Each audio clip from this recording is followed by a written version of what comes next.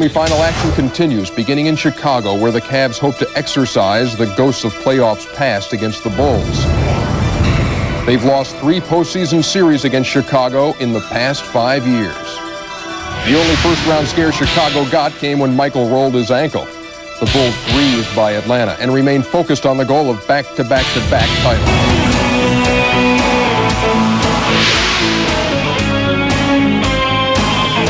First stop Chicago, and then it's on to Phoenix as we bring you another playoff doubleheader tonight on TNT. Good evening, everybody. Ernie Johnson in Atlanta. Joining us for the next 2 nights, the head coach of the Milwaukee Bucks, Mike Dunleavy. Mike, nice to have you with us. Thank you. It's my pleasure. We're going to see a couple of teams you see a lot of being in the Central Division, Chicago and Cleveland tonight. And the season series goes to the Cleveland Cavaliers. They won 3 out of 5, including the last 3 in a row. And I guess the key here, look what they did to Michael Jordan. Held him, and I use that term loosely, to 27, but it is below his average. Well, everything that they have done during this offseason has been geared to this series right here, trying to stop Michael Jordan. Elo has done a good job in the past, but they needed help, so they went out and they got Gerald Wilkins to come in and help with that duty. Eastern Conference semifinals. They're at the Madhouse on Madison Street, the home of the world champion Chicago Bulls. This is game 1 of the Eastern Conference semis. The Cleveland Cavaliers, who got past New Jersey 3 games to 2, and the Bulls, who swept Atlanta with very little difficulty, set to do battle once again. The playoff routine for these Chicago Bulls, going way back to 1988, 4 of the last 6 years, has been brush their teeth, call the agent, buy a new Mercedes, and beat the Cavs. In 88, they got them 3-2. 89, 3-2 first rounders. And last year in the Eastern Conference Finals, the Bulls seem to feel, when it comes playoff time, that they own the Cavaliers. How are the Cavaliers going to overcome that psychological? Well, Bob, let me tell you something. There's been a lot written in the papers the last couple of days about how easy this series is going to be for Chicago.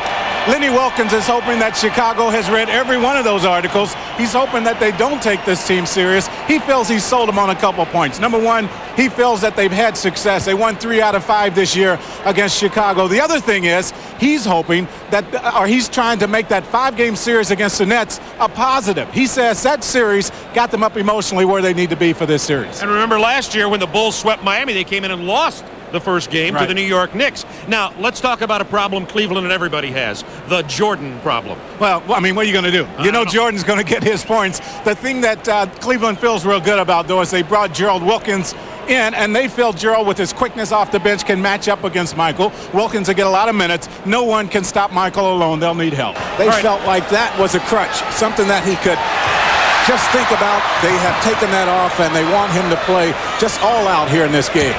Price with a near steal to open things up. Bulls with the ball. Scottie Pippen, who's averaging only 15 points in the playoffs, below his average. And Bill Cartwright, who's come back renewed. He opens. Cartwright injured much of the season, but against Atlanta, he looked as though he had fresh legs. Well, and another key, as we mentioned, they've had a lot of rest. They've been able to get Bill a lot of time off the floor, and he does feel good and is playing very well. His movement is very good. Good pass inside to Larry Nance. He misses his jump hook. It's 2-0 Chicago.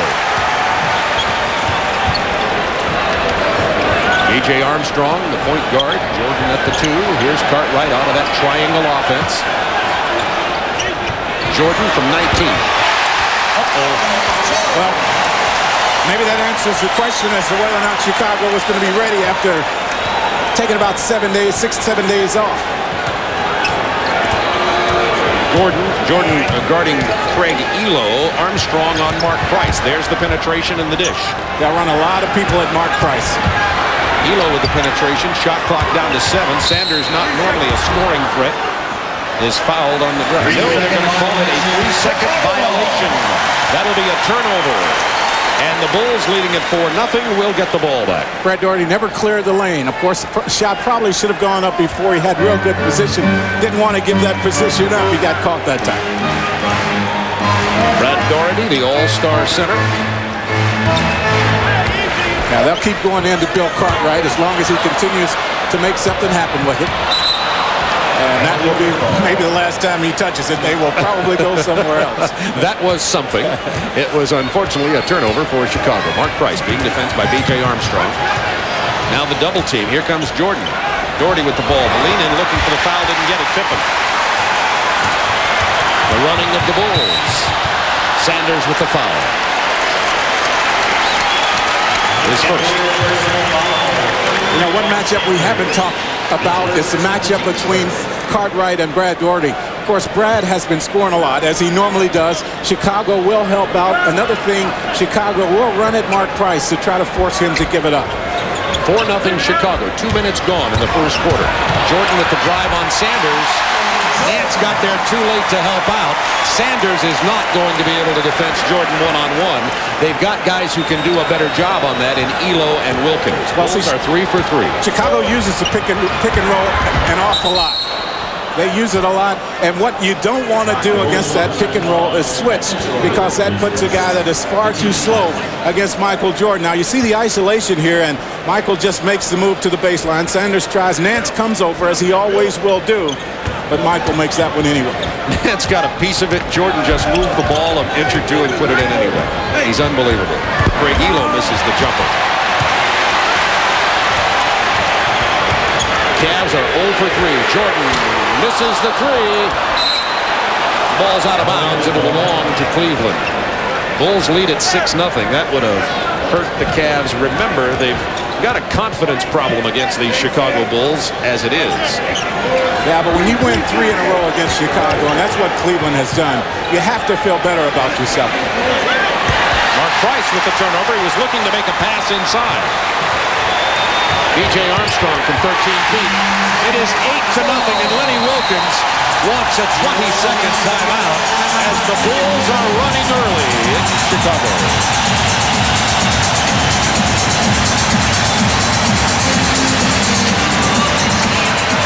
Well, see, Bob, there's been a lot of talk also about whether or not Chicago will come out and be ready to play. If you think back a couple years ago, they lost the first game to the Knicks in a series after having a long rest. Last season, they beat the Miami Heat in 3 games. They set out about five days also last year. They came out and they lost a game. Well, they lost last year against the Knicks. They lost before against the Lakers in the finals in the first game. A lot of concern as to whether or not they would be ready. You see that 4 or 5 from the field. They're running up and down the floor, getting the shots they want right now. Cleveland has yet to get a good shot at the basket. 0 for 3 are the Cavs with 2 turnovers.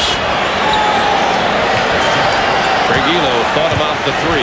Remember the Bulls, you can talk about offense all you want, but they live and die with their defense. So far, they're throwing a shutout. Mark Price with the leaner breaks the ice. Cleveland's first basket of the night. Really the first time Mark Price has been able to work one-on-one against B.J. Armstrong. The Cavs did a good job that time spreading the offense. Cavs also get a little better when they go to their bench. Armstrong with the drive. Easy penetration for Armstrong. Mark Price stopped by Jordan. A good pass to Elo, however. Nance fade away. No offensive board. Pippen on the run. B.J. Armstrong misses the 3. Knocked out of bounds by Chicago. Cleveland ball. Bulls leading it 8-2. Well, no travel on that play by Pippen going to the basket because the official said someone touched it and knocked it free from his hand. Of course, Lenny Wilkins wanted to travel.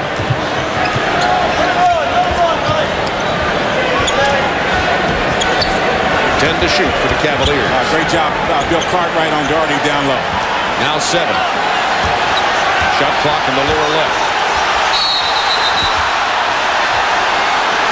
That was a near controversial call. Jack Nees wanted to call offense.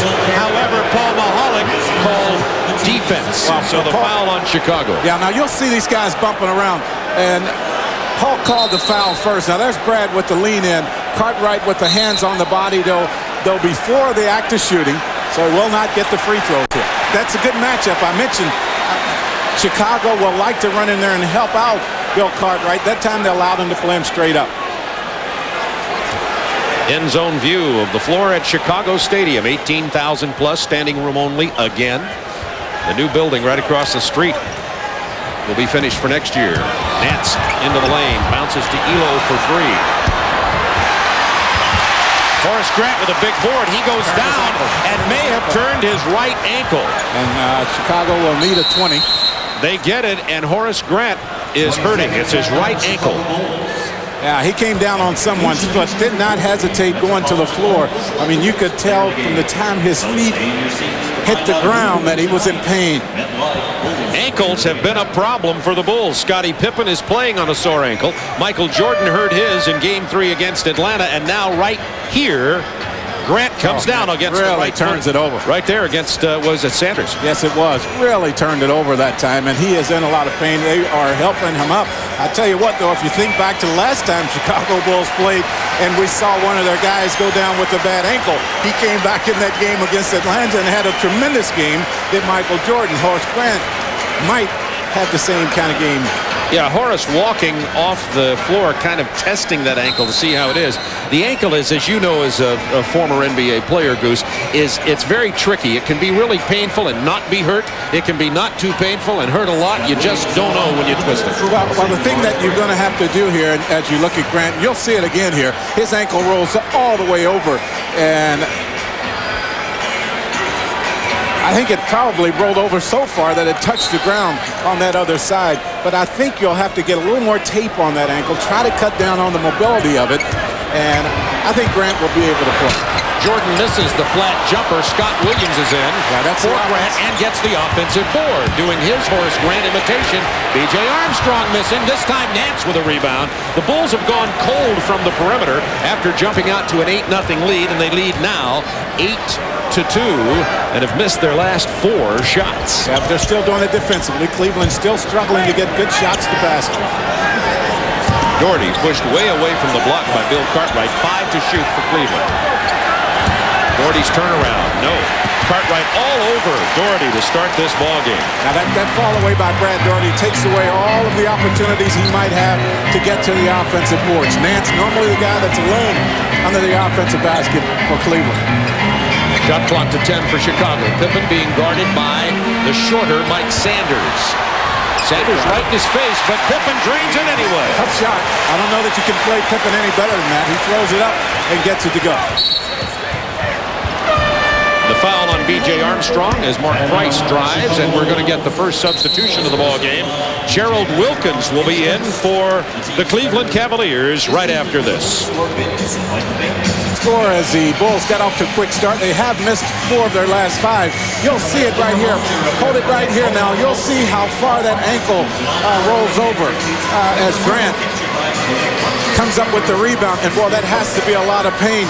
I'll tell you what, they have worked on his ankle. They have put more tape on it. I really think you'll see him back. It's going to take a lot. There they are putting the extra tape on. As I say, the reason for that is to cut down on the mobility, to allow that ankle to move as little as possible. Mark Price hits the 3, and he is on the board, and it's suddenly a 10-5 game. That's only the second field goal.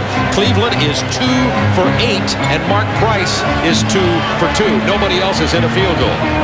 Price is so good at using the screen, and then the other thing he does so well is once he catches it, he can let it go about as quickly as anyone in this league. And up until that offensive series, Chicago out-rebounding Cleveland 8-2. One of the things Goose Givens told you at the beginning of the game will be significant, and a key to who wins this will be the rebounding advantage. 10 to shoot for the Cavaliers. Nice lob pass inside for Brad Doherty from Larry Nance. Well, just like Chicago does not want to switch that pick and roll. Oh, excuse me, Cleveland does not want to switch that pick and roll. I don't think Chicago does either. And that's the reason Brad Doherty will have the advantage with size down low. Elo is guarding Pippen, and he's going to be called for the foul. Gerald Wilkins is in, and he's matched up with Jordan. Wilkins said he feels he can play Jordan as well as anybody in the league, and Michael Jordan said, if he feels that way, bring it on. I love the challenge. Yeah, Wilkins will tell you that's why the Cavs have held Michael Jordan to 5 points below his average this year. Elo with the Bill Cartwright miss.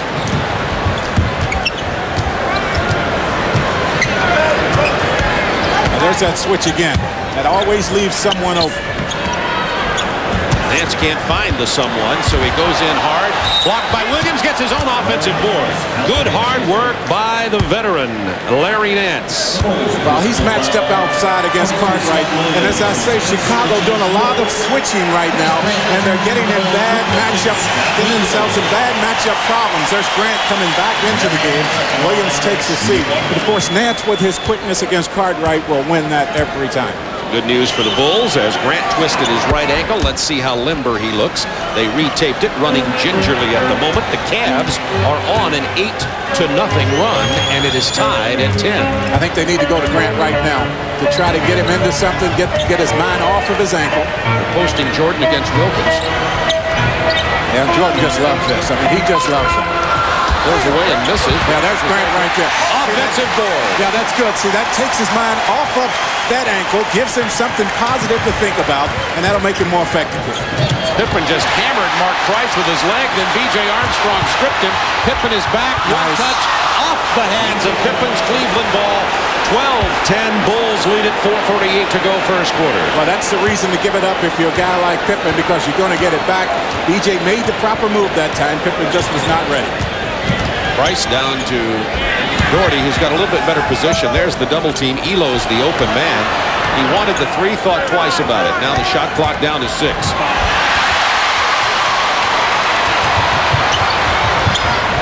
Jordan left alone. Tipped back up and in by Pippen or Grant. I think it was Grant again. They're going to give it to Grant. And as I say, the reason Grant is open so often going to the offensive board is because Nance is the guy that helps out a lot. And if you don't get the rotation on the weak side, he'll be there all night. Gerald Wilkins misses from long range. 14-10 Bulls.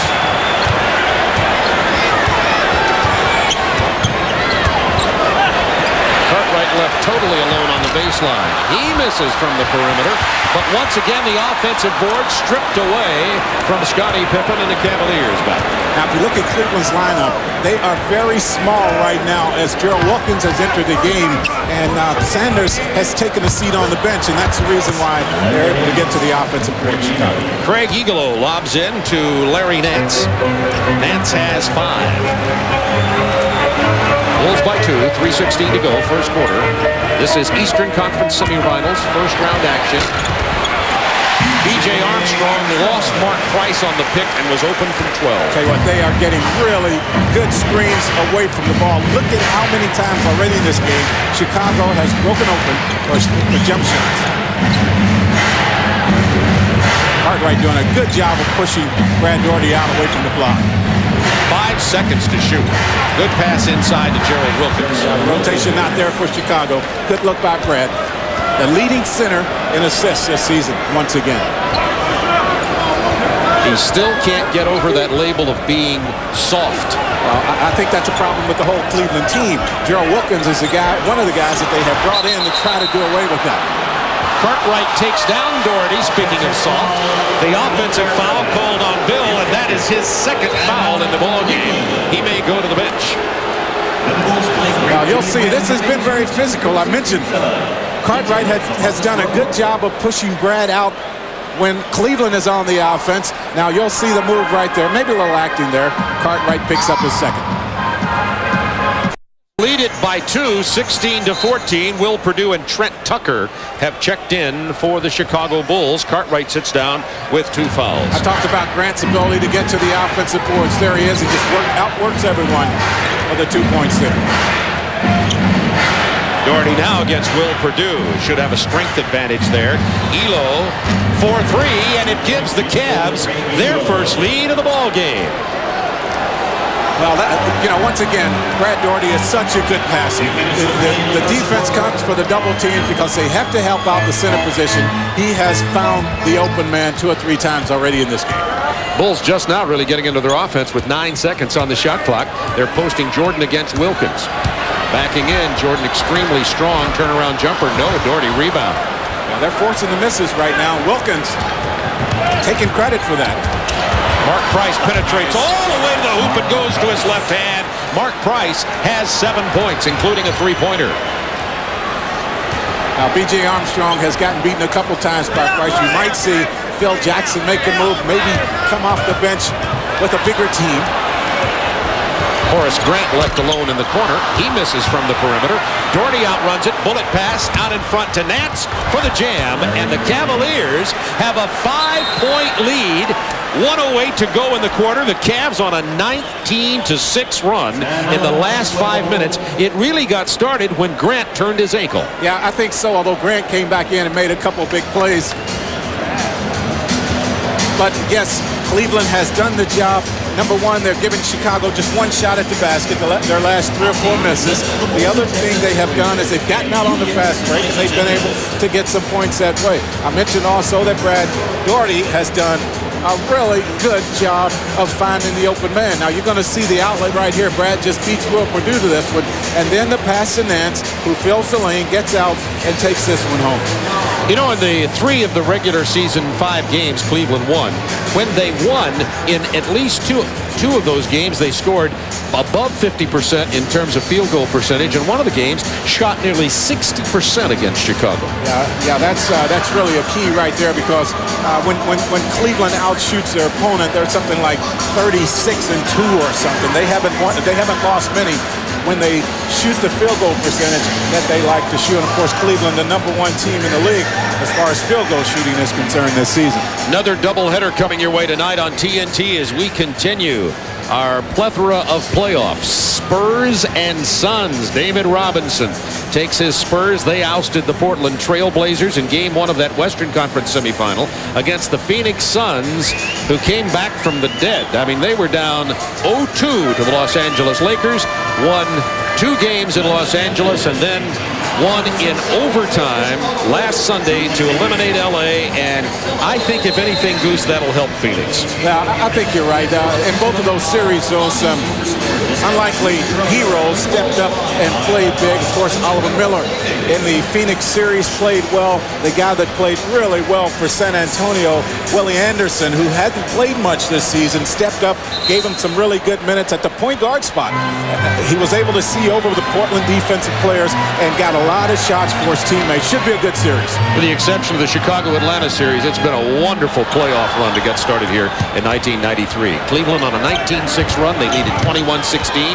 Jordan puts a stop to that, as he has done so many times before. You can expect that to happen right here. Jordan has that ability to take over a game, score 15, 16, 17 points in a row, and I think Chicago will give him a chance to do that right about now. Jordan on Craig Ely, looking for Nance against Horace Grant. Yeah, you got to try to go against Grant, see if he's going to be able to move. I think Nance needs to put it on the floor and try to create something off the dribble. Stripped away by Michael Jordan with 2 on the shot clock.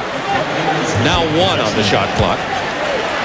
We have only 29 seconds left in the first quarter. With the Cavs were down 8-0. They're going to set to lob it in. Nice. They got it. It rolled out of there. That would have counted. Hold everything. Well, no. I thought they were going to call the violation. Well, are they going to let it go? Jake O'Donnell started to call it, then didn't call it. Now they're letting it roll. 20 seconds to go in the quarter. Well, I thought I heard a whistle blow. They never did take the ball out of bounds. They just started the clock back up and said, let's go. Seen it all. 1 second differential in the shot in the game clock you see in the lower right and the left of your screen. 3 seconds. Jordan is fouled by Gerald Wilkins. Yeah, this is the time that Michael Jordan's going to make Gerald Wilkins earn his money. He's talked a lot about how well he's going to play Michael in this series. I think the Bulls would just open it up, allow him to go one-on-one against Gerald Wilkins. And that was a good foul, as the Cavs had a foul to give. That leaves only 4.6 seconds in the quarter, and the Cavs get an opportunity to reset their defense. Terrell Brandon gets in here for this final 4.5 seconds, as does John Paxson for Chicago. Yeah, they're coming in with their offensive player. Will Perdue took a seat on the bench. Their offensive player takes it straight to the hoop. Man, did you see how quickly he got to the basket? At the end of 1, the Cavs lead it 21-20, but the question remains, can Cleveland stop Michael Jordan? He once scored 69 points against this team.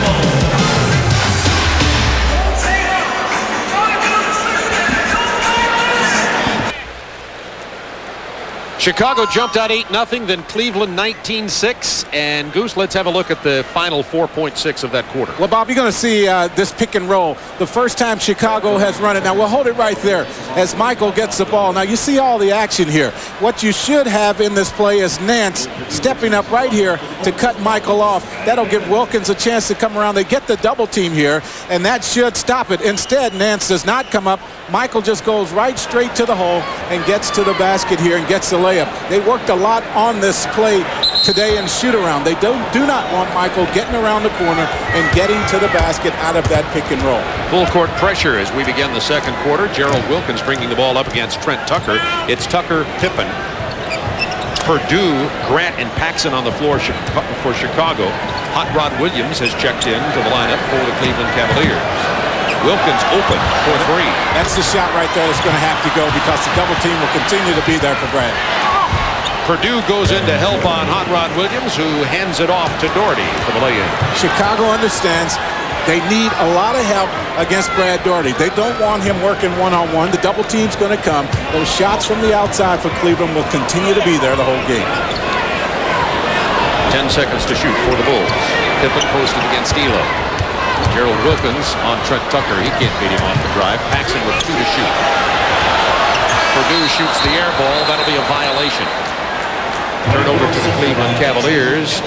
23-20 Cleveland. 11:06 to go. First half of play. Cartwright on the bench for Chicago with 2 early fouls. I think this lineup on the floor for Chicago has to take more advantage of Scottie Pippen against Elo with Michael Jordan on the bench. They haven't allowed him to touch the ball here. I think the next time down, you'll see Pippen touch it.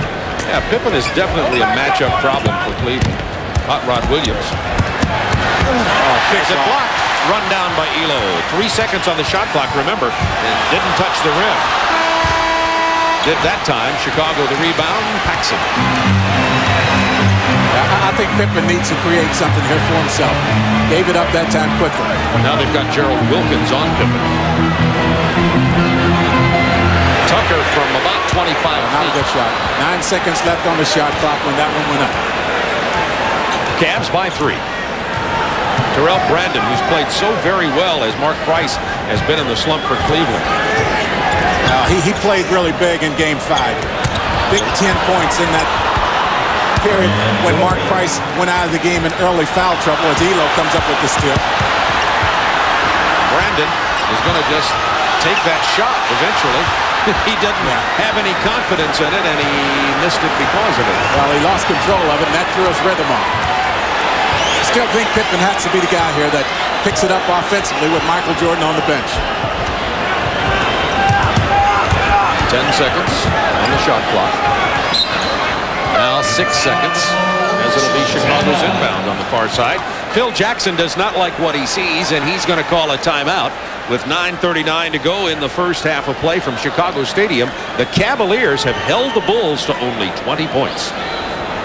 Chicago might have set out just a little bit long after going through the Atlanta Hawks in the first round. You'll see Brad Doherty right here catch it. Will Purdue understands that Brad has been having his way. He tried to get on top that time to force the pass not to come in. A nice pass from Terrell Brandon, and Brad Doherty continues to have his way around the basket.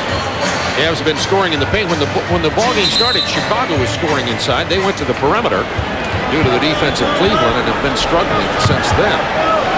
There's Pippen right there, but he gets that shot to roll around, but it's been a long time since he has had a shot. Took 2.5 minutes for the Bulls to score here in the second quarter. It's 25-22, very low-scoring game. All defense so far. You know, John Williams trying to turn into a more of an offensive player for the Cavs. They have been calling him a lot here in the playoffs. Spins into the lane, doesn't get it to go. He's got to play against Horace Grant. He's on the second-team all-defensive team for the NBA this year. Cavs back quickly, leading it by 3. I'll tell you one big difference in this game here the last 3 or 4 minutes is that the Cavs have given Chicago just one shot at the basket every time down. John Williams misses. The rebound is tipped out by Doherty and controlled by Sanders. New shot clock for the Cavs. You know, John Williams' game is down around the basket. They'll give him that shot from the outside.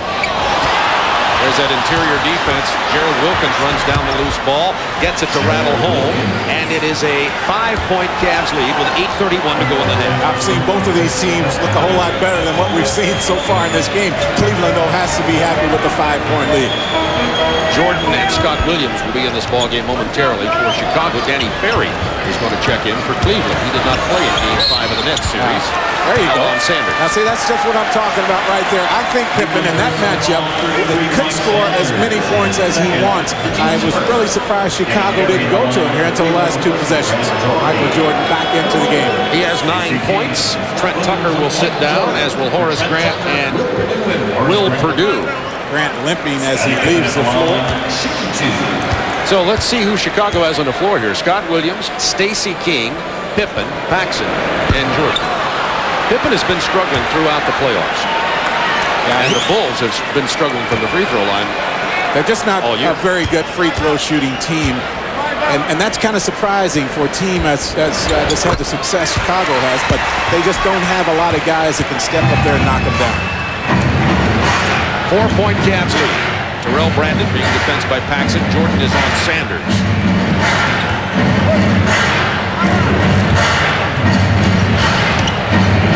Danny Ferry in the game. Nice pass to Williams down low. Jordan blocked it. Run down by Brandon. 4 to shoot. Terrell Brandon misses. Wilkins rebounds. Ripped away by Williams. Good offensive. Yeah, you're talking about offensive Cavaliers. Ferry hits a 3. Yeah, they make them pay. I mean, the offensive board work, we talked about Chicago's ability to get to the offensive board and the fact that they're one of the best offensive rebounding team in the league. But it's been Cleveland here in this game, especially late, that has done the job on the offensive board. Stacey King carried it, but they didn't call it. He gets the hook shot to bank in. It is a 5-point Cavs bulge. Now, the Chicago offense just not smooth at all. One thing that they don't have with B.J. Armstrong on the floor is a guy at that point guard spot that can penetrate and create shots for people. Posting Hot Rod Williams against Stacey King. Wilkins got Jordan airborne, but Jordan came back and got him with the foul. I'll tell you what, Gerald Wilkins likes this challenge. We've talked about how he talked in the papers and on all of the news shows about how well he plays Michael Jordan. He's self-appointed defensive specialist, as Gerald Wilkins will put it. Well, you know, a lot of people thought when and the Cleveland Cavaliers got a steal of Gerald Wilkins, too, as they signed him as a free agent. They thought he might be the missing link in the puzzle because all roads in the East go through Chicago, and they just thought he might have a little bit better map than the other guys. He does play Michael Jordan very well, but as you said at the beginning of the game, that's everybody's problem. Cavs 31-25, timeout on the floor with 7:03 remaining in the first half. Cavaliers have held the Bulls to 25 points, only 5 points in this quarter in 5 minutes with 7:03 to go to halftime. Well, what they've done so well, Bob, is they've gotten to the offensive boards here. Now watch how they knock the ball around, and they finally get it to go. Cleveland with 7 offensive rebounds in this game. Good work by Wilkins, and the three-point shot is finally going to go down from the outside. Danny Ferry, who did not play in Game 5, a little bit surprised that he was not used in Game 5 of that first series, steps up and makes the three-point shot. Lenny Wilkins told us that Danny Ferry is still definitely a part of his 9-man rotation, but as you get deeper into the playoffs, sometimes the 9-man rotation gets down to 8 and then 7, and you go with whoever's matching up well in a particular game, and he decides that Ferry can match up pretty well against Chicago. Wilkins takes forever for the free throw. Yeah, I think you really have to look at matchups to understand when Danny Ferry can best be used. In this game, he can match up with Scott Williams because Scott Williams not real quick. Pippen, the open man, he shot that very poorly. It went off Cleveland. Chicago ball with a new shot clock. Chicago 4 of 13 in this second period, 13 of 32 for the game. So they are not shooting the ball well. Phil Jackson has used up 3 timeouts already in this game, and a 20. Pippen's 2 of 5. Stacey King backing in on Williams. Williams, good shot blocker, but King's left hand is giving him some problems, giving Rod Williams some problems, as Stacey King's an excellent left-handed shooter down on the block. Well, if they can get some good quality minutes out of him, just because a lot of times Cleveland will go small, that gives them an opportunity to use Stacey King. 6 seconds to shoot. Danny Ferry goes down in a heap. Gerald Wilkins buries the 3. Danny Ferry played the part of a pulling guard in football there and opened up the play for Wilkins, who buried it. Cavs 35-27. Cuts it to 6. Good series for Paxson against Atlanta. Remember, his right knee is really bothering him. It's really bone on bone. He never knows when it's going to act up, so he's very fragile health-wise. Yeah, and I thought it finally caught up with him in Game 5, offensive foul. Hot Rod Williams got that arm and shoulder down, and Stacey King goes down, and the foul called against Hot Rod Williams. At the conclusion of tonight's game, Jack Givens and I will be selecting the Budweiser player of the game. Yeah, Paxson had been playing very well. He started out that series playing great, had 12 points in Game 1 and looked very, very good. In Game 3, he did not score in 12 minutes, and I think it goes back to that problem you talked about. He's having trouble with his knee, and he just was not moving as well in Game 3. Jordan backing in. There's the double team. Ferry comes off out, but Michaels goes over the double team, off the glass, and has 10 points. Hung up there over 2 defensive players and got it to go. Sanders, a little bit problem handling the ball against Scottie Pippen. Sanders all the way to the hoop. Pippen never did catch up. No help came from the weak side, and that was about as easy as Mike Sanders is going to get. Jordan at the free throw line kicks it to Paxson. How many times have we seen that? Brings back memories of last season. Cavs by 4. Wilkins. Rebound, Stacey King. Danny Ferry reached in and grabbed him, and he'll be called for the foul. I think that right there is what Chicago wants out of Cleveland. You see the faster pace here the last couple minutes. Chicago has been able to get back into flow, get things back on the pace that they like. They forced a quick shot that time, and that is Chicago's style. Now Mark Price, Sanders, Nance, Doherty, Wilkins on the floor for the Cleveland Cavaliers. Leading by 4, 4:33 to go in the half. 5 seconds to shoot for Paxson. Jordan against Wilkins. The lean in. He's fouled. And he'll go to the line. Well, he sat back as long as he could and waited to see if his other guys were going to get it going. As I say, he has the ability to take over, and he'll have spurts where he might score 15 points in a row for Chicago. And this is one of those spurts as he's been able to take over this game. Cavs by 2. Jordan can cut it to 1. Jordan has hit his last 4 field goals, now has 12 points. 3 times in the last 6 years of playoff games, Jordan has scored 50-plus against Cleveland. But he had about 67 against the Cavs in one game. Doherty draws 3. Price left open. Hits the 3. That'll be good for the confidence of Mark Price. Yeah. He has 2 triples in this game.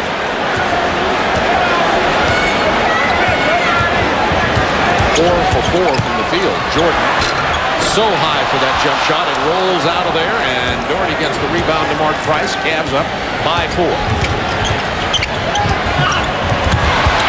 Price losing control. Good pass from Doherty.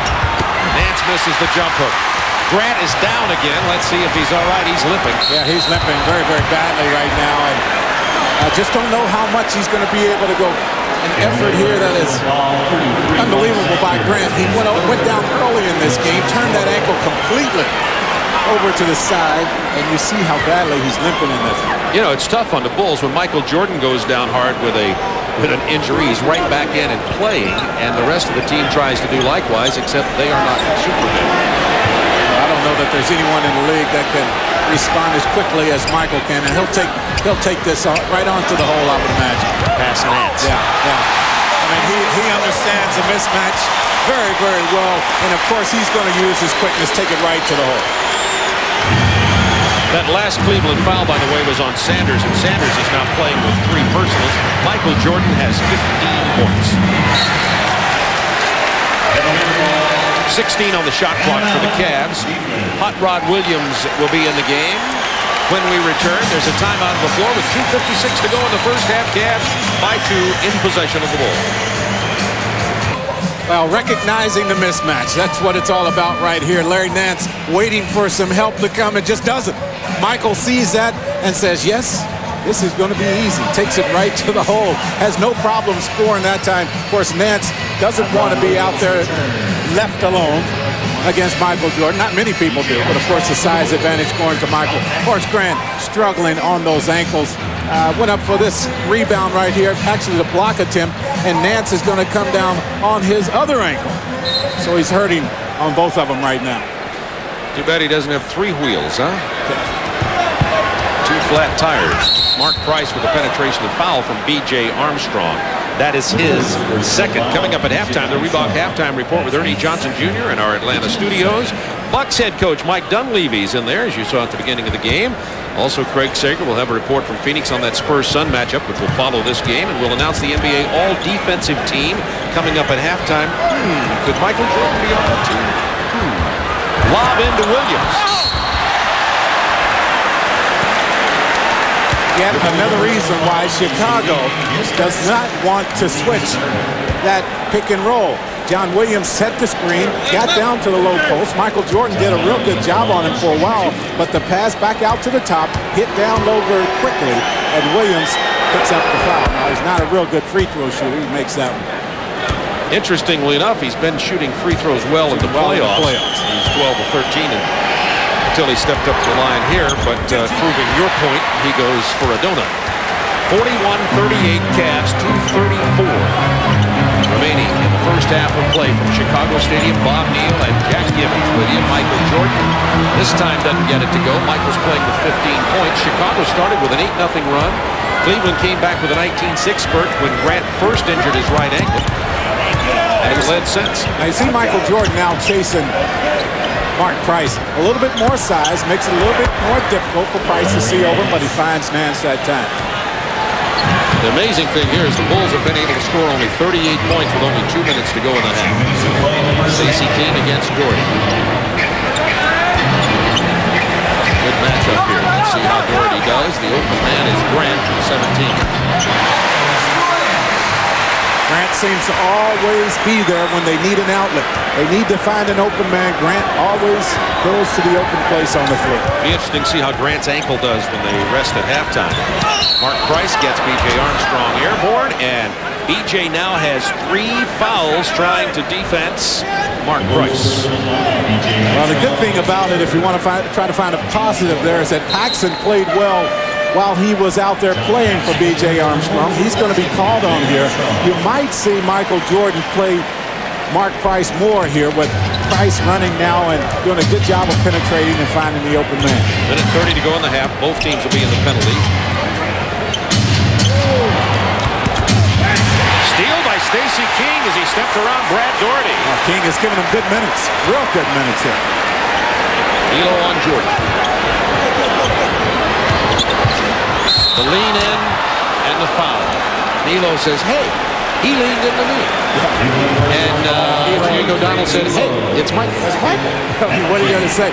Elo had to play Michael, of course, before Gerald Wilkins. Elo would average a bunch of minutes every time these two teams played, and you could really tell the difference late in the ball game. When Michael would get it going, Elo would become fatigued, as you can imagine, chasing Michael around. He does not have to play Michael nearly as many minutes now with Gerald Wilkins on this team. I did that game a couple of years ago in Cleveland when Craig Elo said, I think I finally found a way to limit Jordan. That was the night Jordan got 69, which is his career high. Tipped out by Pippen, 19 on the shot clock, Cleveland ball. The problem on that play, John Williams with the dribble put it down with the hand closest to the defense. Pippen, all he had to do was just step down and come up with that. Rod Williams got the offensive board, then lost it. Under a minute. Chance for the Bulls to take the lead.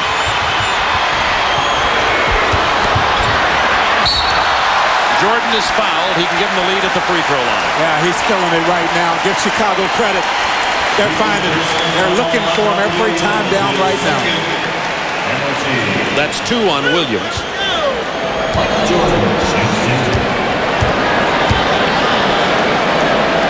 Well, when he twisted that ankle in Atlanta in Game 3 of that playoff series, everybody from Commissioner David Stern, who was there, to the television networks, to people in foreign countries all over the world. So what the folks at the Omni gave him a standing ovation, but that was not the only place around the NBA that they were standing and cheering when Michael came back in the game. 6-0 run for Chicago. They lead it by 1 with 44 seconds to go in the half. Mark Price regains the lead for the Cavs. Puts it up. Chicago gets a quick shot up right here. They can get 2 for 1. Mark Price out of that slump in this game. Michael puts it up. It's short. Tipped in by Stacey King. Or was that Scott Williams? Give it to Scott Williams, his first basket. Now this series is going to come down to the team that does the best job on their defensive boards. Foul against John Paxson.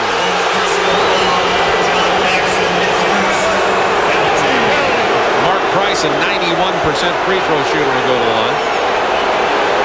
You'll see Paxson try to get over here, just not quite there.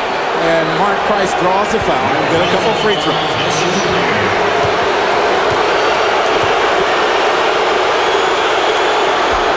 Price has 13 points in this ball game and is apparently out of the slump. You know, Mike Dunleavy and Ernie Johnson told you before the ball game that Mark's dad, Denny Price, who just retired as head coach at Phillips College, and his coach Mark since he was a young kid, has come into Chicago to maybe help him work through the shooting slump. He must have said something right. Well, I don't know who put the call in to Dad. I don't know if Mark did or if just the press talking about it all over the country, the fact that Mark had not been shooting the ball very well, but he got in the car, drove 14 hours from Enid, Oklahoma, got in here, worked with his son today and some yesterday, and looks like he's shooting the ball a whole bunch better right now.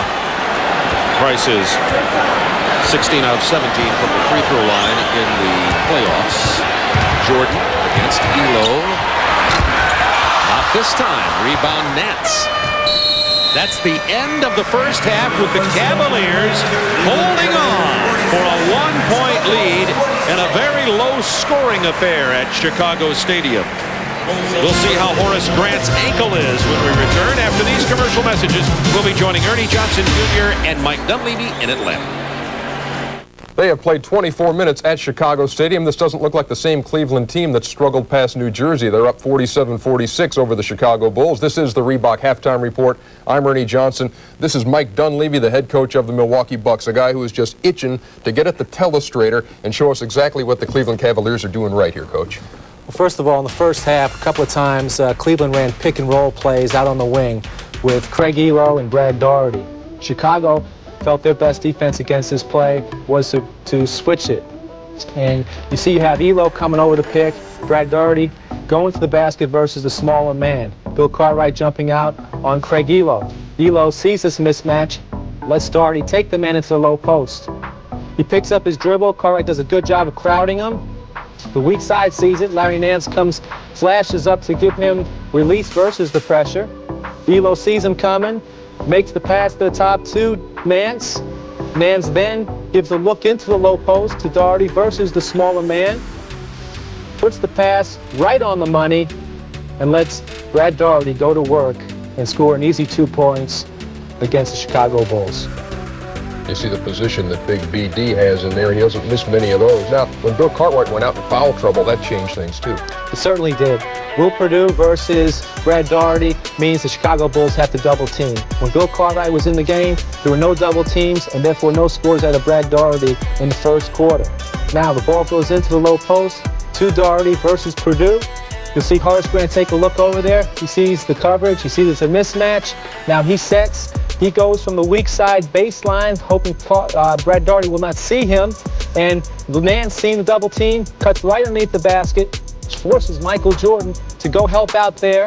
Elo, being the smart player he is, stretches the defense, comes up to the three-point line where Daugherty, the best passing big man in the game, finds Elo for a weak side three-pointer that Michael Jordan cannot get to.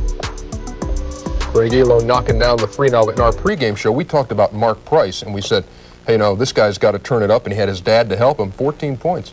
Shot doctor must have helped him. He did a terrific job as far as, putting the points on the board for the Cleveland Cavaliers and getting some of that confidence where he's primed to have a tough series. Michael Jordan leading all scorers with 19 in the first half, but it's the Cavs 47-46 at the break. And when the Reebok Halftime Report continues, we'll take a look ahead at the San Antonio-Phoenix series. A report from Craig Sager when we come back.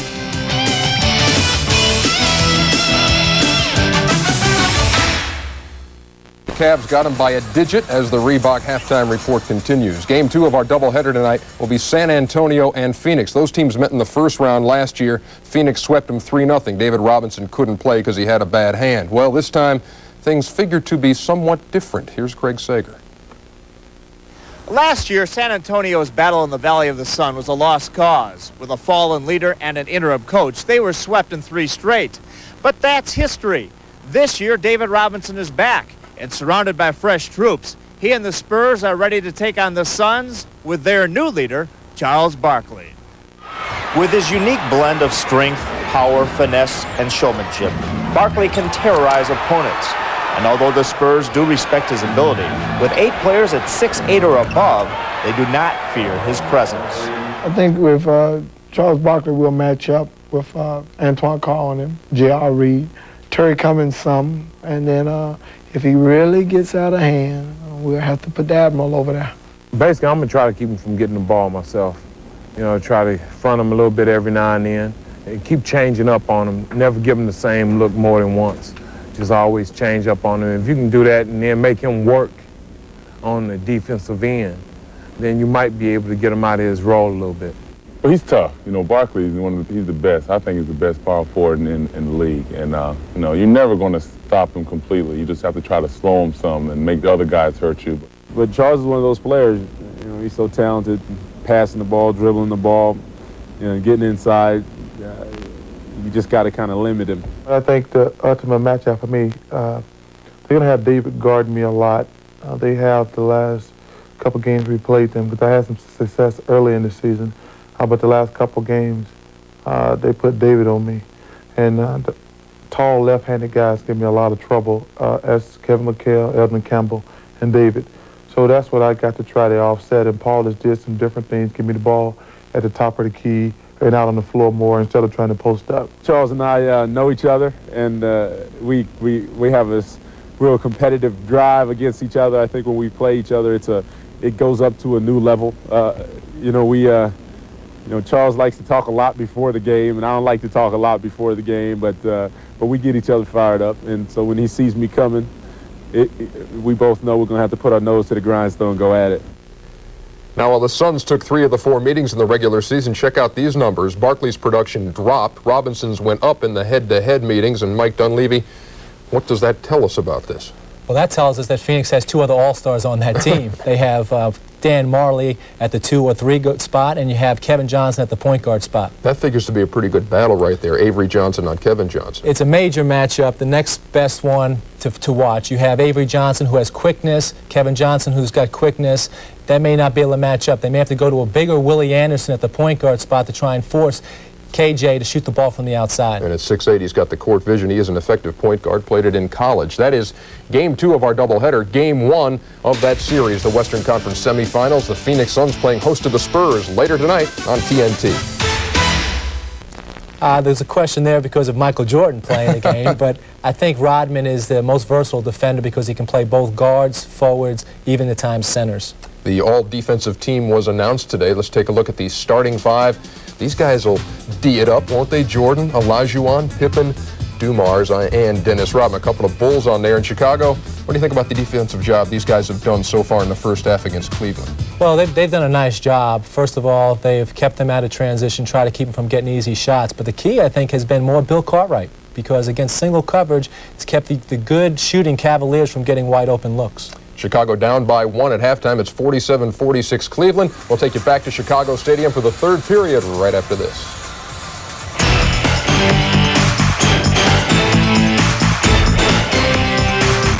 The Reebok Halftime Report has been brought to you by Reebok, who reminds you that on Planet Reebok, there are no limits. Chicago jumped out to an easy 8-0 lead at the start of this ball game, hitting 5 of their first 6 shots, but Cleveland came back with a 19-6 run in the second quarter, coming closely after Horace Grant turned his ankle, even though Horace Grant came back and played the rest of the way, and then held on narrowly to a 47-46 lead. And I'd say the only thing that's really news here is Cleveland held Michael Jordan to 19 points in the first half. Well, you know, Michael's going to get his points as he does always. But I think what was real important about this first half for the Cavs is that they did not allow Michael to get a whole bunch of shots at the basket. He shot a high percentage. But you'll see right here, Cleveland was going to pick their opportunities to double team. They did, and Michael did just what Michael's going to do. He scored anyway. I mean, it might be better just to let him go. 19 points, 7 of 16 shooting for Michael. And go with those 3 steals. He also had 1 blocked shot. Now, one of the things that's been a difference in this first half has been Cleveland's intensity on the offensive glass. Well, we talked about the fact that Chicago gets to the offensive boards a lot. Just watch this work here by the Cavaliers. They're going to get as many shots as it takes. Gerald Wilkins comes out of nowhere to get this one. He's going to throw it out, and the real plus about this is they finally end up getting a 3-point shot to go down by Danny Ferry. His only basket off the bench, but he gets some 3 points right there. Cleveland led the NBA in field goal, free throw, and 3-point shooting all season. First team in history to do it, but they've been held to 46% here in the first half. But the key stat there is they got 8 offensive boards. Yeah, and they've gotten 13 points off of those offensive rebounds, and if you can continue to do that, it's going to make that low percentage much less of a factor in this game. Brad Daugherty has had just 5 shots at the basket, so Chicago, with their double teams on him, have done a real good job. Mark Price stepped up his game, made 5 of 6 from the field, 2 3-point baskets in that first half. Mark has 14 at the half. Price and Elo at the guards for Cleveland. B.J. Armstrong and Jordan for Chicago. B.J. Armstrong fell down. That gave Price a chance to penetrate, but they reverse it anyway. Well, they finally get some help on Price as he comes from the weak side.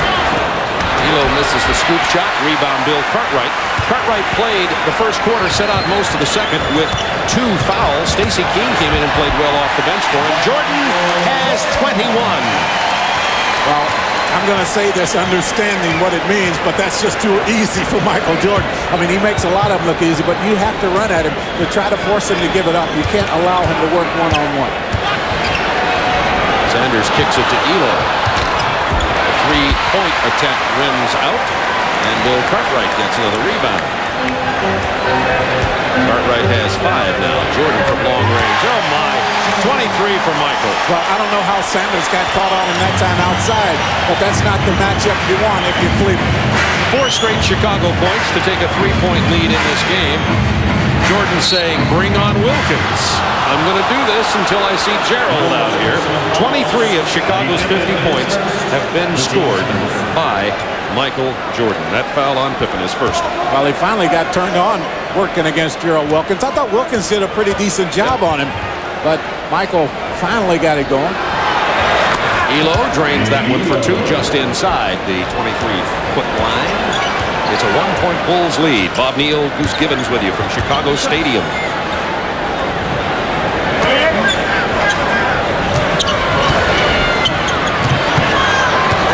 Cartwright left all alone after Daugherty came out for the double team. Missed the jump hook. Daugherty outlets to Elo. Mark Price yelling for the ball. Elo couldn't see it. He's been wide open. And then you end up getting a turnover here. Jordan. Grant with the offensive board. Knocked away by Mark Price and out of bounds. It'll belong to Chicago. You see the pace right here very much to the liking of Chicago. And, of course, for some reason, you keep getting these mismatches with Michael Jordan having the ball in his hand. A couple times already in this third period, Mike Sanders has been the guy that has been matched up, and Grant just can't go. I mean, you see him shaking his head going to the bench, and he is probably going to have to sit the rest of this one out. Grant twisted his ankle late in the first quarter when he came down on the foot of Sanders, went out, got a retaping job, tried to play, but you can see, as Goose told you, the pain on his face. Well, he was effective. Yeah. But, you know, you just can't go, especially when you're sitting there in the locker room during the half. B.J. Armstrong missed the jumper. Price fell down. They tipped it back out to B.J., and he didn't miss 2 times in a row. It's a 3-point Bulls lead. Well, in addition to everything else, you don't want to start giving up the second shot opportunities. Now look at that defense now. Mark Price found nobody to pass it to, missed the jump shot. Cartwright with his third rebound in this quarter.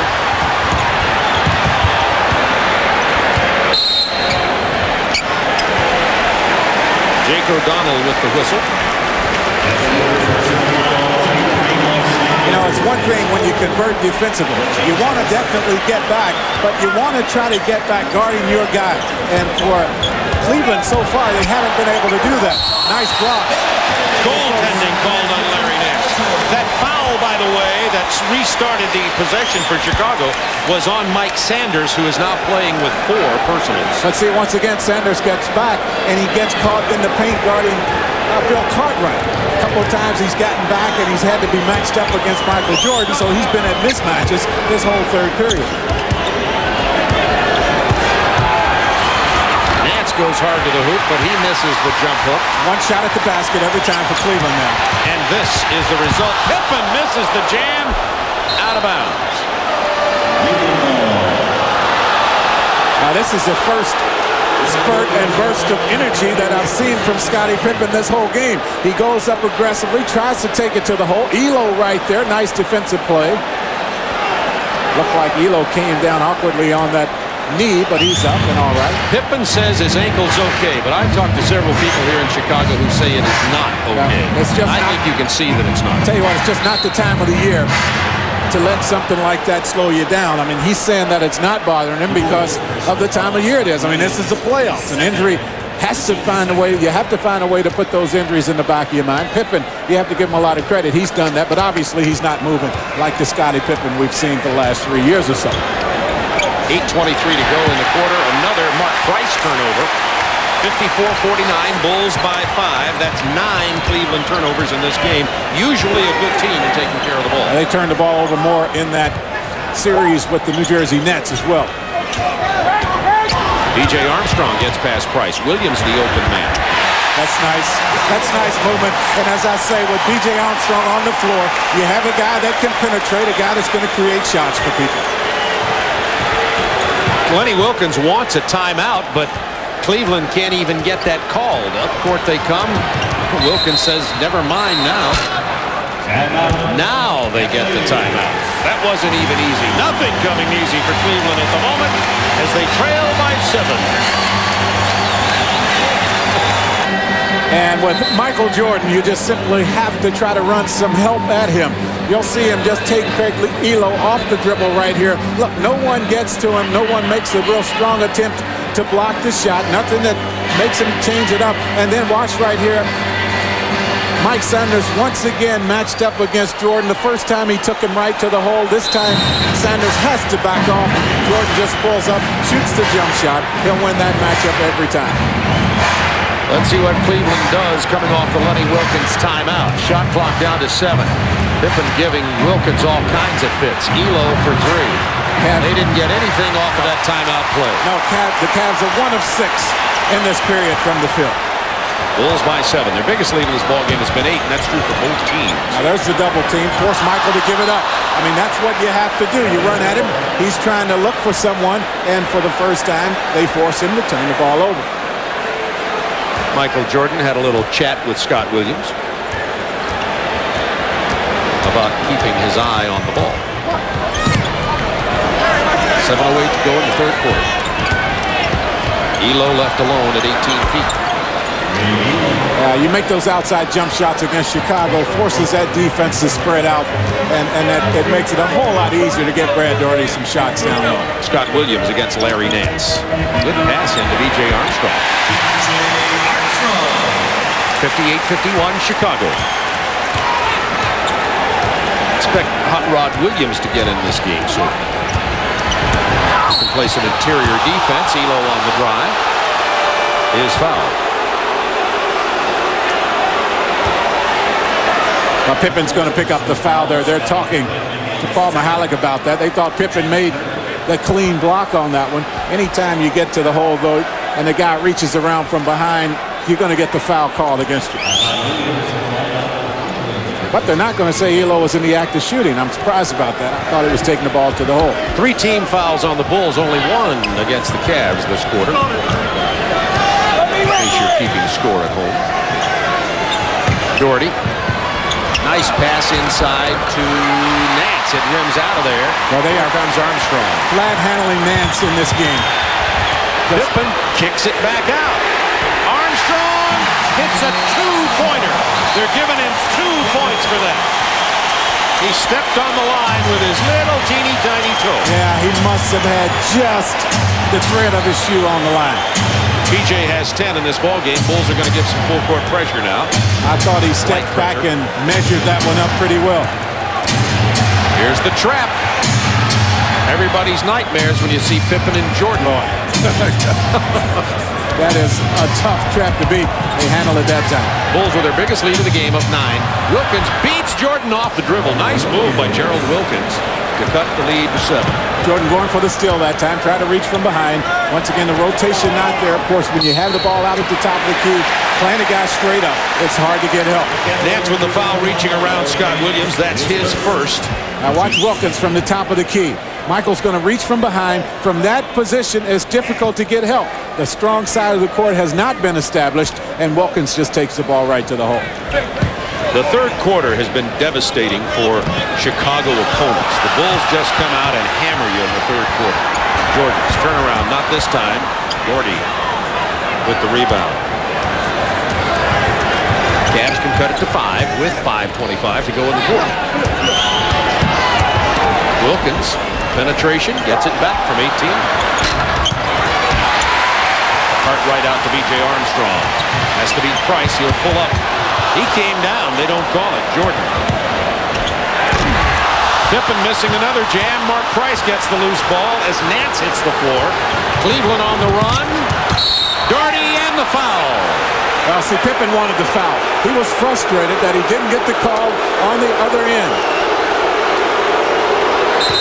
Came back, and now he's going to get wound up for the technical foul. He wanted the call on the other end as he took the ball to the basket.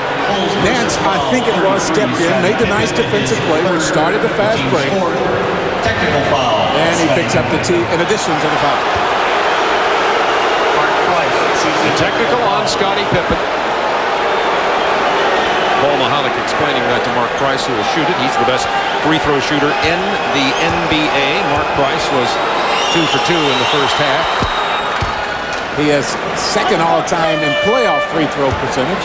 Now you'll see the move to the basket right here. Pippen comes in from behind and commits a foul on Brad Doherty, who will have a free throw. And as I say, he was very, very upset, very frustrated that he didn't get the call from the other end. On the other end, Phil Jackson's going to get him out. They can't afford to lose him in this game. Pippen has been struggling throughout the playoffs. He struggled against Atlanta. It didn't really matter there because the Bulls won so handily in that series. Doherty sinks the free throw off the foul. And the Cavaliers were down by 9, have cut the lead to 3. They're on a 6-0 run. Pippen averaged 11 points in that series. Excuse me, had 11 points in game 3, averaged 15 points in the series. Quick whistle from Paul Mahalik, and that's the third foul on Gerald Wilkins. Trying to hold Jordan on the dribble. Now 14 fouls on the Bulls. 3 have been called against the Cavs. He's doing a good job. He's going to have to get some help, though. And you see how Chicago just spreads the floor. Ball knocked out of bounds. 16 on the shot clock. It'll belong to Chicago. Michael talking to Gerald Wilkins. Love to have a microphone on that right now. I don't know if we could have a microphone on that. Not this time. Wilkins gets a rebound. Score 1 for Gerald. Tell you what, he's doing a good job. He has good body position. Good body position against Michael. Just not letting him get the advantage one way or the other. Wilkins rims out the three-point attempt. That would have tied it.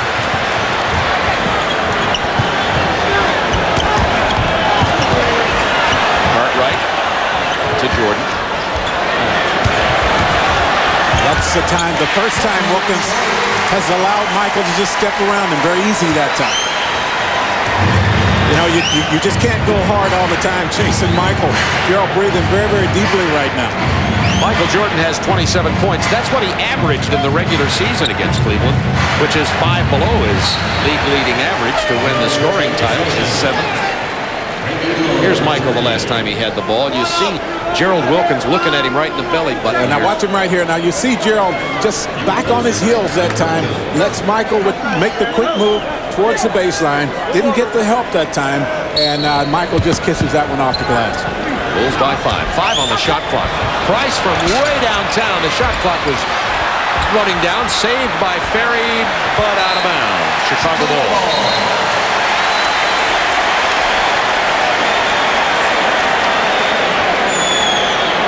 3:38 to go, third quarter. Bulls came out, built a 9-point lead in this quarter because they can really hammer you in the third after the halftime adjustments. They've done it to opponents all year long. Cavs stopped leading, pulled to within 3, now are down 5. And normally what they do in the third period, and the reason why they run off a bunch of points in the third period, is they come with the full court pressure. There's Gerald Wilkins. I mentioned he was getting just a little fatigued. He is sitting down. But Chicago comes with the full court pressure. They run Michael Jordan and Pippen at you. They force a lot of turnovers. They get a lot of points off of that defense. Armstrong on the switch gets away with a shot. Ferry with the rebound. 3 on 2. Boy, does Chicago get back fast. All 5 got in the paint and forces a Cleveland turnover. Well, see, I talk about recognizing mismatches. That time, John Williams had Trent Tucker working against him. He was going down the post up instead of Danny Ferry. Letting him do that, Ferry threw the ball out of bounds. The right move by Wilkins, not a good pass by Danny Ferry. Offensive foul on Jordan, and that's his third foul.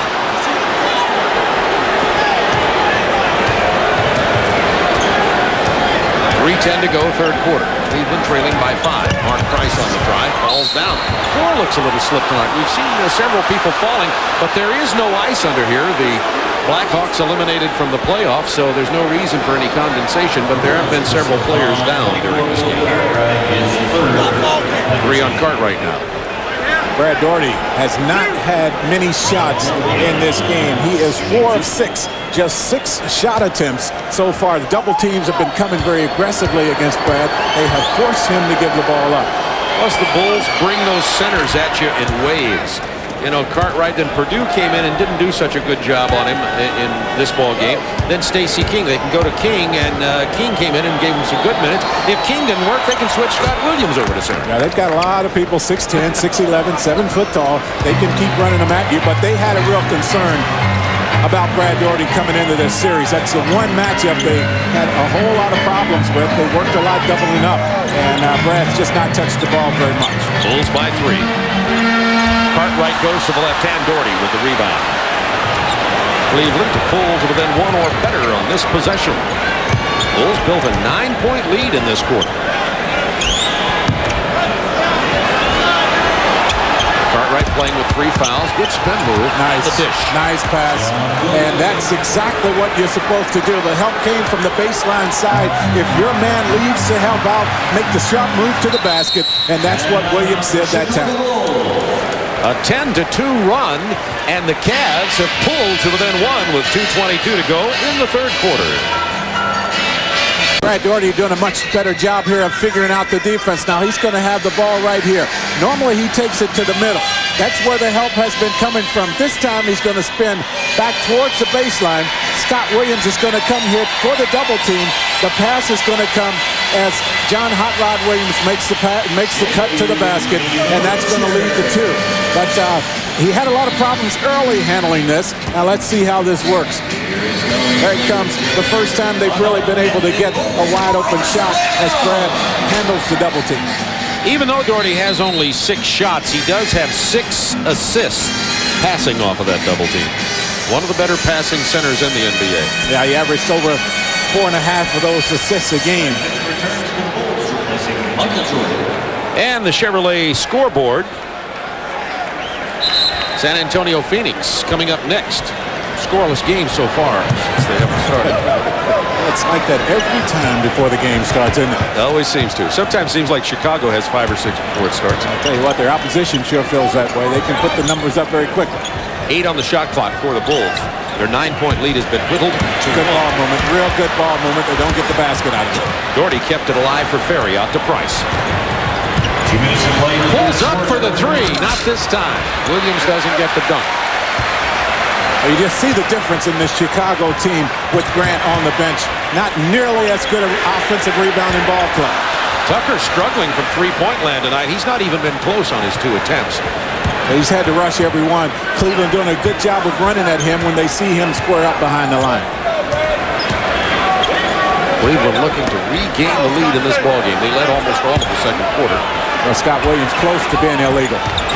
Bad pass, the no-look to Pippen, and Ferry had to foul him to keep a breakaway from going. And Grant and Paxson are going to get back in the game. Remember Horace Grant playing on a sore right ankle. Well, I just didn't think Grant was going to be able to come back in. A great effort by Grant to at least give it another shot. He understands that they need something. Chicago needs a lift right now, and where he will help them, or maybe can help them, is on the offensive boards. He made a strong run at the offensive boards when he came back in after initially hurting that ankle.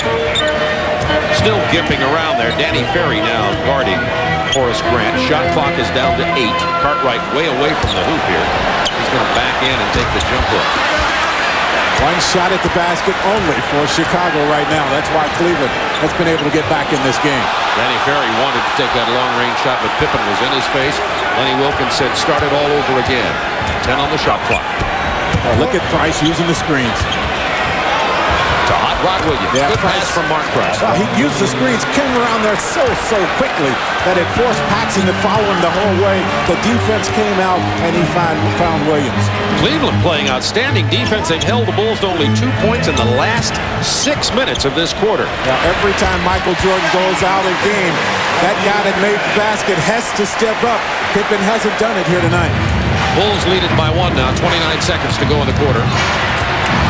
That was hit by Tucker, that's why there was no turnover, and Price calls for timeout with 14 on the shot clock. Yeah, smart play by Price. He saw the double team coming, got the 20-second timeout call before he stepped out of bounds. So Lenny Wilkins has his team playing very well against the Bulls here, down by 1 with 23.5 to go in the third quarter. They withstood that Bulls barrage at the beginning of this quarter. Well, it's nice watching the coaches work the officials. Now, Phil Jackson saw Lenny Wilkins step up and was calling for the foul. What did he do? Very quickly, he stepped up, called one of the officials, and said, no, he traveled before the foul came. So that takes the officials out of it right there. Both coaches working hard. Jake O'Donnell, Jack Neese, Paul Mahalik are working this game tonight. 3 veterans. Good crew. Good crew. Look at that third quarter. Cavs only shooting 35%. Nevertheless, the offensive boards have been a real big story for Cleveland in this third quarter, and they have pulled to within 1 of the Bulls. And their defense, I might add. Ferry for 3. Not a good shot. Just not a good shot. The quick shot coming that time. Danny Ferry was off balance. Had just stepped back in bounds. Almost a violation. Threw that up a little bit quicker than he had to. 10 seconds in the quarter. Pippen isolated out on Hot Rod Williams. Good defensive player, but doesn't really have the quick feet. Now to Paxson with 2. Off balance, doesn't go. Williams rebounds.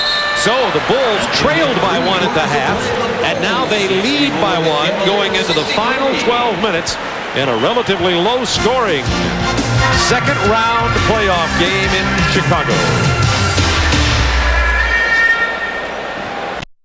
Fountain at Grant Park, the skyline of Chicago.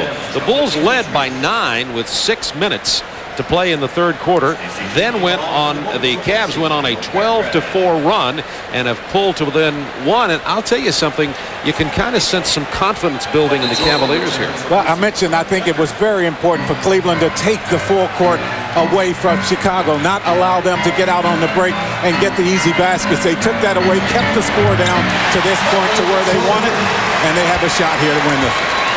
Jordan back in for about a second and a half, and he has his 28th and 29th points of the night that quickly.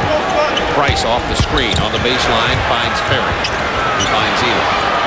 Bulls quickly there. Good rotation. Doherty runs it down with 5 on the shot clock. Ferry from 13. Tough break for Danny Ferry. Bulls by 3. Pippen. Now that's the guy for Chicago, I think, that has to pick it up. They count on him so much for his offense. Danny Ferry with the rebound. He has 4.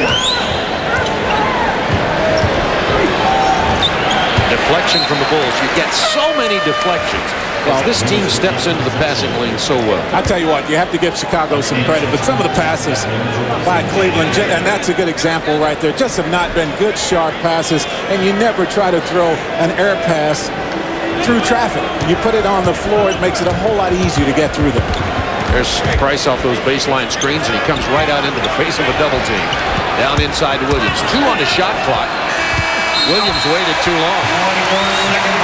And he really popped Scott Williams. Scott's doing a good job defensively. He's been hedging over there on the baseline to help out. I'm surprised he hasn't gotten at least one illegal defense call, as he is the guy that is assigned to help out on the weak side.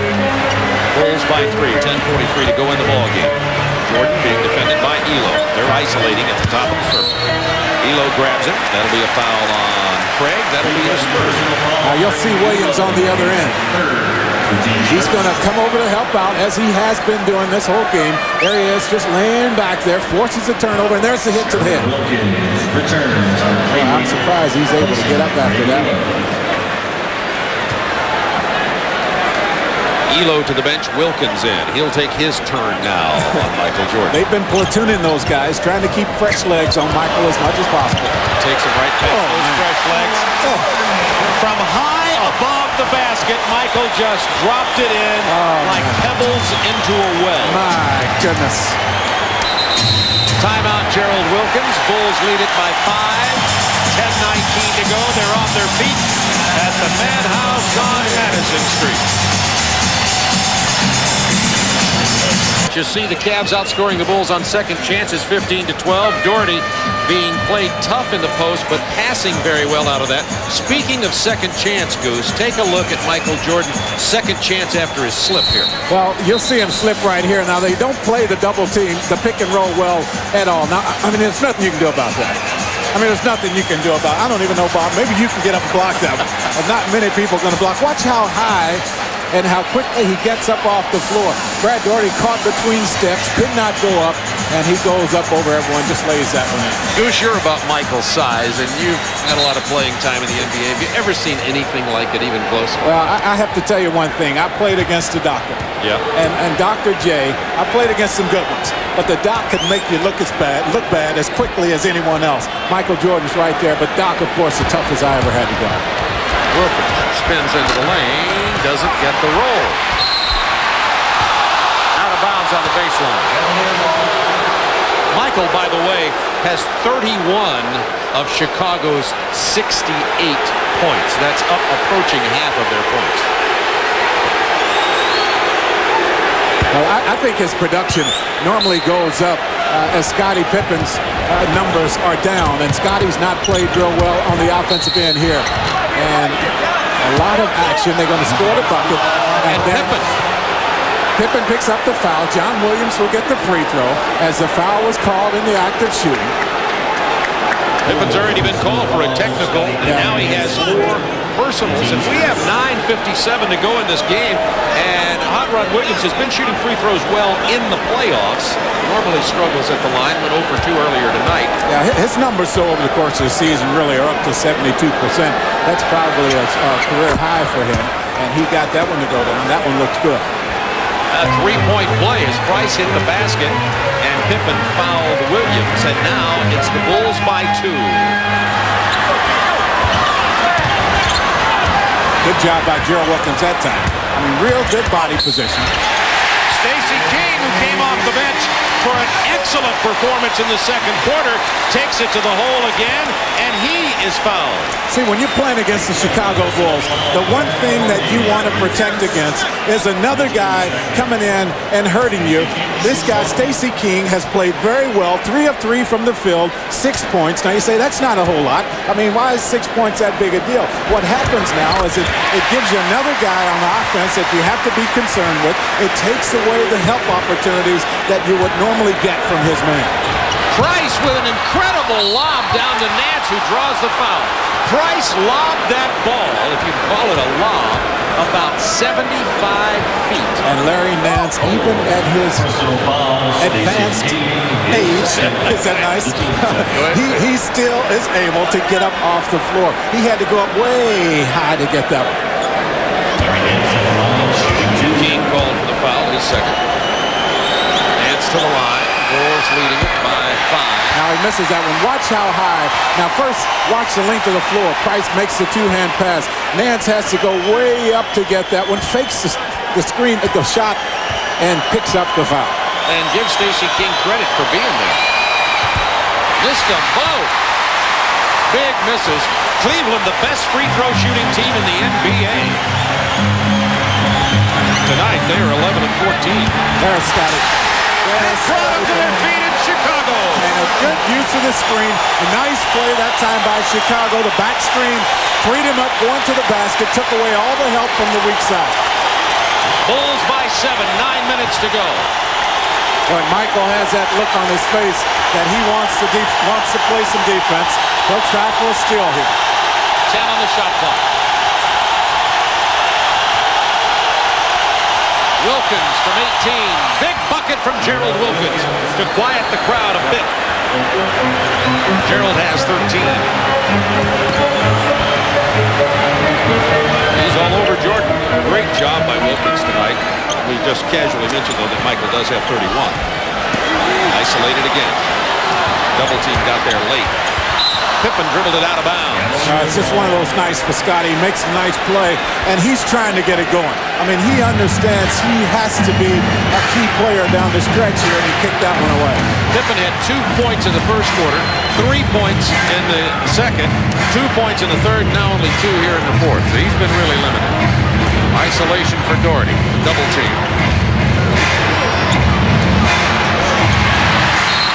Price with the foul.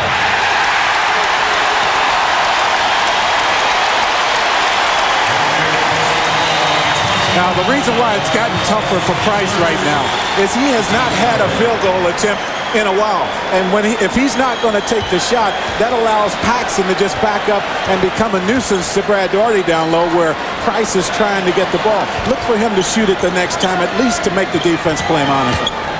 8 minutes to go in this ballgame. Bulls lead it by 5. Jordan again isolated against Wilkins in the paint. That patented shot came up short. Stacey King kicked it all the way down the court where Paxson controls it. And they didn't have possession of it. That's the reason why it wasn't called over and back. And that's Stacey King working for you, though, as I mentioned. He becomes a factor now because he has some confidence offensively. Slippery floor. Pippen goes down. 7 seconds to shoot. Pippen against Grant. Gerald Wilkins fell down. 3 seconds. Jordan. Oh, my.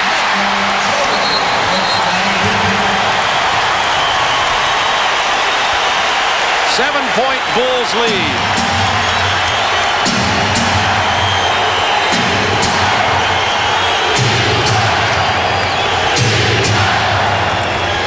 Seven minutes to go in the ballgame. Looking for Doherty, but Stacey King all over him. King playing it very well. And he's going to get called for the foul. Really did not have to hold off that time because Brad was leaning the other way when the pass came. He had this one kicked off and they were going the other way. Now watch, he's fronting. Now Brad's going to work to get open. And then he's going to drop to the baseline side. Now you see Brad kind of leaning the other way. Stacey King picks up the foul. He's working hard. 75-68 Chicago. New shot clock for the Cavaliers. Looking for offense from somebody. Nobody has stepped up here in this second half. Terrell Brandon in for Mark Price. Nance from 18. Paxson, who's done such a heck of a defensive job, gets the rebound. Larry Nance, another guy struggling for Cleveland, not shooting it well, 4 of 12. Jordan is fouled by Wilkins. That'll be 4. And Michael looked over at us and said, he can't guard me. He can't guard me. 75-68, timeout Cleveland. It's his game. Spurs and Suns will be next. Then tomorrow night, double bubble again. Charlotte at New York in Game 2. And Houston and Seattle, 2 of the most athletic teams in the NBA, at Seattle as we continue our coverage of the playoffs on TNT. Michael Jordan show here. Well, what you're going to see here is a nice pass from Michael. What you do not see on this play is the screen that Stacey King put on Larry Nance to free up. Scottie Pippen that time, and you saw the reaction. I mentioned Nance struggling in this game. He had 9 points in the first half. Zip here in the second period. Excuse me, the second half. 6:37 to go. The Bulls have held the Cavaliers to only 68 points. Now lead it by 8. Michael Jordan makes it 9. And Michael has 35. Here's a look at that full-court pressure. Cleveland solves it very quickly that time. Terrell Brandon off to Gerald Wilkins. Good ball moving. Terrell Brandon in for Mark Price now. Quick legs, quick hands. Brandon, excellent point guard for Cleveland. Could be starting for a lot of teams. Yeah, I think so. Maybe another one of those KJ situations. Kevin Johnson played behind Price. They moved him out to Phoenix, and he turned into a star. Jordan on the post draws a double team. Pippen is the man left alone. Rims it out of there. Scott Williams with the offensive rebound. Williams and King. They'll recycle it. 7 rebounds for Scott Williams in this game. Jordan's quick turnaround. Oh, he's having fun. He's having fun. And every time he scores, he said, no, he can't guard me. Michael now with 37. He has averaged nearly 39 per game in the playoffs against Cleveland. Well, see, that's the problem when you make the kind of statements in the paper that Wilkins made about how well he's going to play Jordan in this series. I mean, that just gives him more reason to get fired up, and you just don't make those kind of statements this time of the year. 79-70, Bulls by 9, 5:20 to go in the game. Jordan has 10 in this quarter. And I like Michael's reaction. He said, well, you know, I'll take the challenge. If he's going to come at me, just bring him on. I'll see what I can do. I mean, he has more confidence in this game. You can imagine. Stacey King meets the finger roll. Pippen just hammers Brandon. He says, what do I have to do, bleed? It'll be Cleveland ball. 4 seconds have elapsed off the shot clock. Cleveland's still hanging around here, only down 9 with 4:59 remaining. And the Bulls are going to take their time and come up with some of that trap. Well, I think the trap right now is simply designed to try to slow Cleveland down, force them to use more time off the shot clock. They get a good shot at the basket this time. And Hot Rod Williams is fouled. And once again, what Cleveland is doing right now against the trap, once they get the ball into the front court, they're not sitting back waiting for the defense to catch up with it. They are going on in and attacking the basket. They got to lay up the time before. This time they get 2 free throws. Both teams in the penalty the rest of the way with 4:50 to go. We'll be seeing a lot of free throws here. That looks short and off. Well, the Cavaliers' free throw shooting has really abandoned them tonight. The best team in the NBA at three-point shooting, field goal shooting, and free throw, and they are 11 of 16 in this game. Shot 82% in that first round.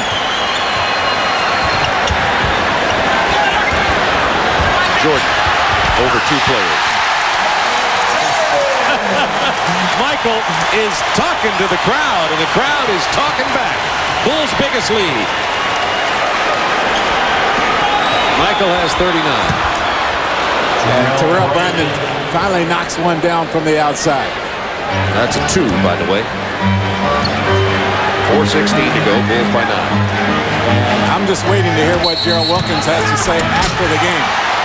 Wilkins picks up the foul, and that'll be number 5. Number 5, about his ability to guard Michael. Maybe he should offer up an apology to Michael, and maybe that will take the emotion away that Michael seems to be playing on in accepting the challenge that Gerald Wilkins made to him. I don't sense an apology. I don't either. And it's just one game. Michael has 40. That's 50%, right at 50%. 40 of the 82 Bulls points have come from the hand of Michael Jordan. Look at the difference. The Cavs really struggling. It's a reverse. The Bulls struggled all year long with free throw shooting. Cavs led the league, and the Cavs struggling here tonight. And it's definitely been a difference in this ball game. 11-point Chicago lead. Brandon's pull-up jumper. He's hit 2 consecutive perimeter shots. You know, a lot of people questioned Lenny Wilkins after Game 5 as to why he did not play Terrell Brandon in the second half after Brandon had such a good first half in Game 5. Lenny told Terrell, I have to get my point guard, my starting point guard, Mark Price, ready for this next series. So he decided to go with Price. Price had a big game, and of course Terrell Brandon, understanding that, did not complain about his lack of playing time in the second half. Now the fourth foul on Elo. So 9 fouls have been committed between Wilkins and Elo tonight, primarily guarding Jordan. This time King was the assaultee. 3:38 to go in the ball game. You don't get a sense now that the Cavs have the firepower to beat the Chicago defense in Game 1 of this Eastern Conference semifinal series. Coming up right after this game, the Phoenix Suns and the San Antonio Spurs in Game 1 of their Western Conference semifinals. Tomorrow, Game 2 of the Knicks and Charlotte will begin our doubleheader coverage for you. Houston and Seattle after that.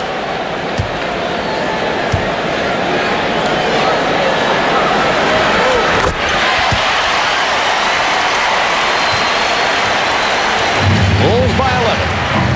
Cavs looking for offense.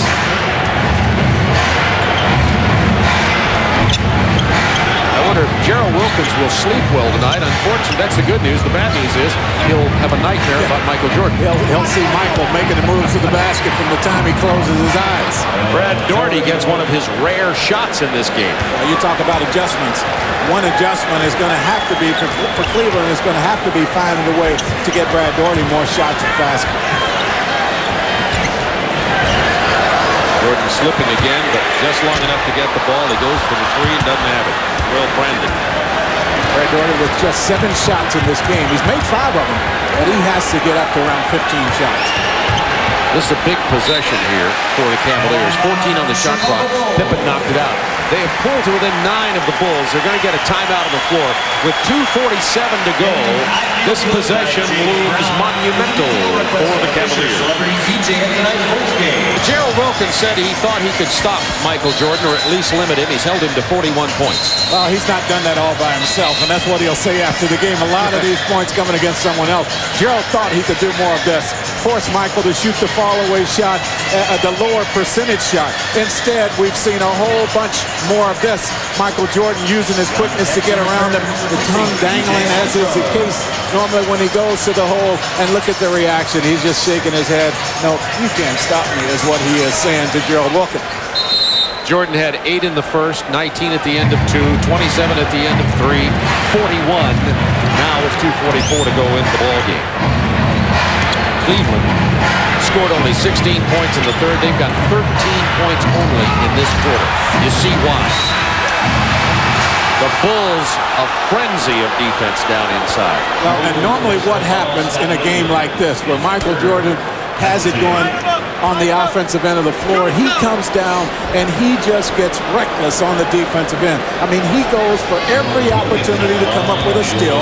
He goes for every opportunity for a block, because he knows once he does that, he gets out in the open floor and the crowd is going, they're loving it, and he just gets better and better playing off the crowd response. Gerald Wilkins at the free throw line. What you can't see in your picture right now is Michael Jordan is selling popcorn. Yep. Signing autographs. Came over and chatted with us a little bit. He's helping with construction of the building next door. I think he's the foreman of the construction site of the stadium. He's, going to, he's the primary consultant to the Mayor Daley here in Chicago. He's doing it all. Runs the transit system. Tonight. He's rebuilding the expressway from downtown out to the airport. All of that has taken place since this game started.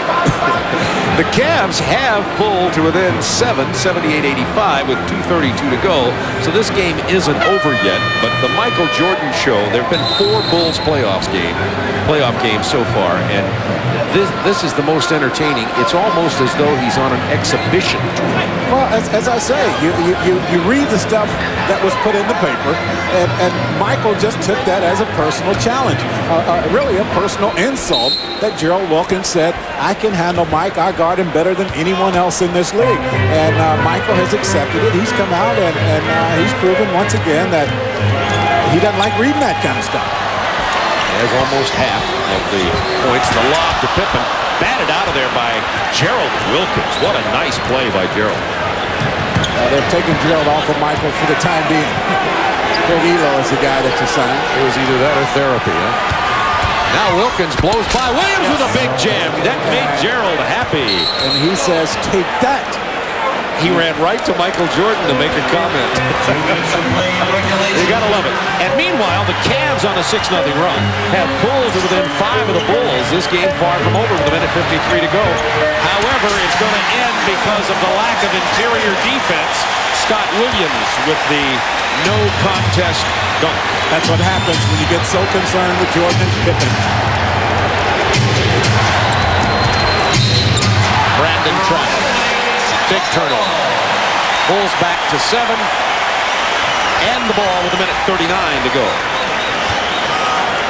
The Cleveland Cavaliers have a look on their face. I don't know if I'm misreading it, but it's as though, what must we do with this basketball team? The regular season, Cleveland plays them both pretty well.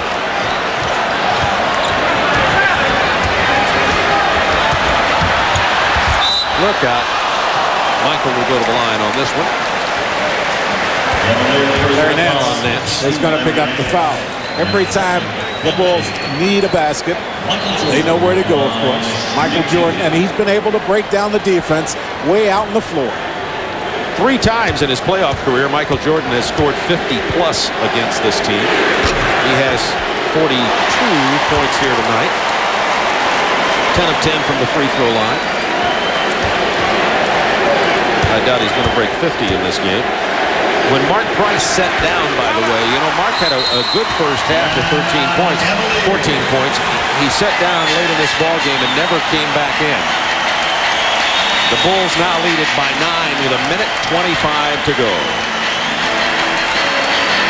Well, the Bulls have built the lead to 9 with a minute 25 remaining in the ball game. We told you that the Cavaliers held Michael Jordan to 5 points below his league-leading average, 27 a game. Career playoff total was nearly 39. Tonight, 43. He'll raise that up above 39 when you add that in.